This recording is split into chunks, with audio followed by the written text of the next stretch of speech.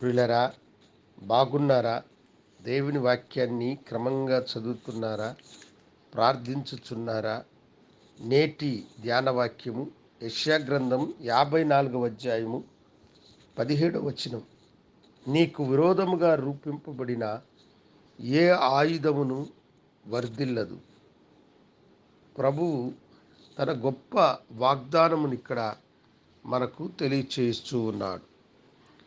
నీకు విరోధముగా రూపింపబడిన ఏ ఆయుధమును వర్ధిల్లదు అని. మానవులు ఈ లోకములో జీవించేటప్పుడు తమ శత్రు దేశముల మీద దాడి చేయడానికి బహు భయంకరమైనటువంటి ఆయుధములను వారు తయారు చేసి ఉన్నారు. రాతి యుగముల నుండి ఇప్పుడు మనము రాకెట్ యుగము వరకు ఉన్నాము. ఈ రాకెట్ యుగ కాలపులో మనిషి చేతిలో ఉన్నటువంటి మరణాయుధాలు లెక్కలేనటువంటివి. కొన్ని గణాంక వివరాలు ఏమి తెలియజేస్తున్నాయంటే, ఒక్క రష్యా అమెరికా దేశం దగ్గర ఉన్న అణు సంపత్తి అంతా కూడా దాదాపు 10 సార్లు ఈ ప్రపంచమును సర్వనాశనము చేసే శక్తివంతమైనటువంటి ఆయుధాలు వాటి దగ్గర ఉన్నాయని తెలియజేస్తుంది. అయితే వాగ్దానం ఇక్కడ ఏమి చెబుతున్నదంటే, నీకు విరోధముగా రూపింపబడిన ఏ ఆయుధము కూడా వర్ధిల్లకుండా పోతుంది అని అంటున్నాడు.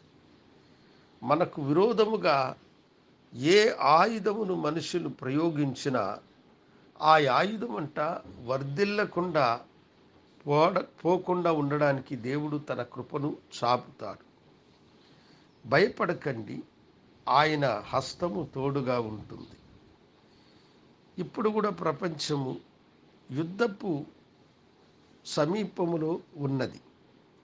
ఇరాక్, అమెరికా లాంటి దేశాలకు ఎక్కడ యుద్ధము తీవ్రతగా మారి ప్రపంచము వేదనతో చిక్కుకుంటుందో అన్న భయము అనేకులలో ఉన్నది. దేవుని దయగలిగిన హస్తము మనందరికీ తోడుగా ఉండి మనకు విరోధముగా రూపింపబడేటువంటి దేనిని కూడా వర్ధిల్లకుండా చేసి తన కాపుదల, తన కృప మనకి అనుగ్రహిస్తుంది. రెండవ ప్రపంచ కాలంలో అడాల్ఫ్ హిట్లర్ లండన్ మహానగరాన్ని సూపర్ బాంబు చేత సర్వనాశనం చేయాలని అతడు తీర్మానించుకున్నాడు. అందుకని లండన్ నగరవాసులకందరికీ లండన్ మేయరు దయచేసి వారందరూ పట్టణాన్ని ఖాళీ చేసి ప్రభుత్వం ఏర్పాటు చేసిన భద్రతా స్థలాలలో వారు తలదాచుకోవలసిందిగా అతడు ఆజ్ఞాపించినాడు. పోలీసు వారందరూ కూడా ప్రజలను హెచ్చరిస్తూ వారందరూ లండన్ మహానగరం ఖాళీ చేయవలసిందిగా అప్రమత్తం చేశారు. అయితే ఒక రాత్రి వేళ ఒక మారుమూల ప్రాంతంలో ఒక ఇంటిలో లైట్ వెలగడము చూసిన పోలీసులు ఆ ఇంటికి వెళ్ళి తలుపులు తెరితే చాలా వయసు పైబడిన ఒక 90 ఏండ్ల ముసలమ్మ తలుపు తెరిచింది. వారు ఆమెతో, అవ్వా, నీవు ప్రకటన వినలేదా? ఇదిగో, జర్మన్ వారు మన మీద బాంబును ప్రయోగించబోతున్నారు. దయచేసి నువ్వు మాతో రమ్మని వారు ఆమెను పిలిచినారు. అయితే ఆమె వారిని యగాదిగా చూసి, దేవుడు నాకు విరోధముగా రూపింపబడిన ఆయుధము వర్ధిల్లదని చెప్పాడు. మీరు దయచేసి వెళ్ళిపోండి, నాకేమి కాదని ఆమె చెప్పింది. వారు చేసేది ఏమీ లేక తిరిగి వెళ్ళిపోయినారు. ఆ రాత్రి ఆమె నిద్రిస్తూ ఉండగా ఆమె ఇంటి మీద దడేల్మన్న శబ్దంతో ఏదో ఒక పెద్ద రాయి పడ్డట్టుగా ఆమె అనుకున్నది. ఆ రాత్రి జర్మన్ వారు ప్రయోగించినటువంటి బాంబు ఆమె ఇంటి మీద పడి అది నేల మాగిల్లో దాక్కున్నది, కానీ వారికి కీడు చేయలేదు.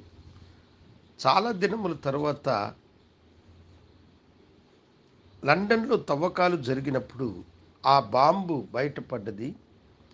లండన్ పత్రికలన్నీ ఆనాడు ఆ ముసలమ్మ విశ్వాసమే లండన్ మహానగరమును కాపాడినాయని అనేక కథనాలను ప్రచురించినారు. నిజమే, దేవుడు తన బిడ్డలకు కాపుదలగా ఉంటాడు.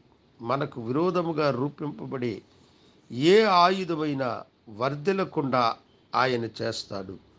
భయపడకండి. విశ్వాస జీవితంలో ముందుకు కొనసాగవలసిందిగా ప్రభు పేరట మీకు తెలియజేస్తున్నాను.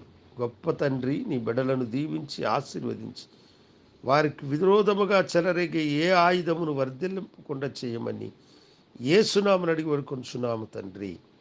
ఆమెన్. శుభోదయం. ప్రభు మిమ్మలను దీవించునుగాక.